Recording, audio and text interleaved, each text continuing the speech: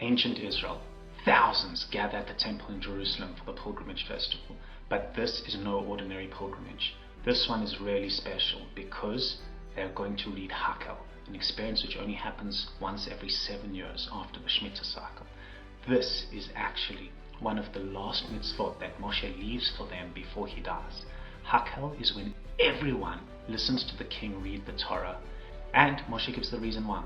It's so that they fear God. How does this work? I mean, do you just magically hear the Torah and then end up fearing God? Well, to answer this, we first need to understand what we mean by fear of God. And Ami Silva from Aleph Beta explains this very well.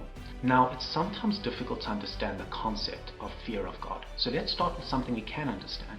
Fear of the dark. What's scary about a dark room? It's the exact same room as before the lights go off. Nothing has changed in the room except that now I can't see. And that's scary. As long as I can see, I know what to expect. I have some sense of control. And as long as I feel control, I'm not scared.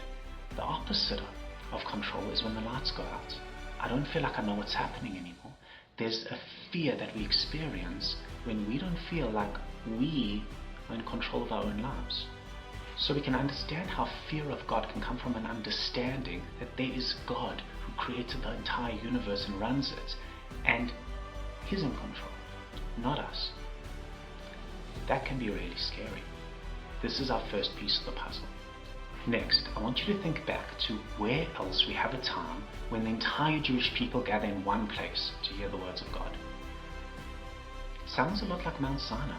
Weren't the Jews there also completely awed and experienced this very real fear of God? Almost like Hakel is a mini recreation of that Sinai experience. Everyone gathers to hear the words of God and experiences this fear, but this time it's for the descendants of those who stood at Sinai, for those who would never have been able to be there themselves. Remember, Moshe said that the purpose of Hakel is so that we would come to fear God. It's very easy to understand why they would have been able to fear God at Sinai, but can you really say that this experience could be had at Hakel, where they're just listening to the king read? Well, not exactly, but it was designed to give them the best chance possible. Think about the timing of Hakel. It happens right after the Shemitah cycle, within days of its closing. Shemitah is an entire year where the people haven't been able to work the land. Nobody's been planting or harvesting or selling their crops. I can't imagine what that experience must be like for society that's completely based on farming. It's a 12-month period where they truly are living the idea that Hashem is in control of their food. God is in control. It's like how in the desert their forefathers ate the manna from heaven, directly from God.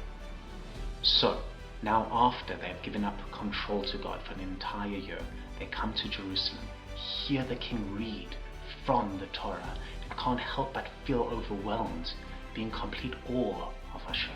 Moshe's plan works. It's all too easy to forget the experience of Sinai the further away we get from it.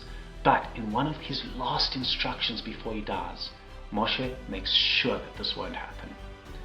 Even though we don't do Hakel today, we don't have a king and we don't have a temple, we can each bring this experience into our lives. Take Shabbos for example. When you keep Shabbos and don't work, you're giving up control to God. You're saying, yes, I need to put my effort in, but at the end of the day, my livelihood is dependent on God.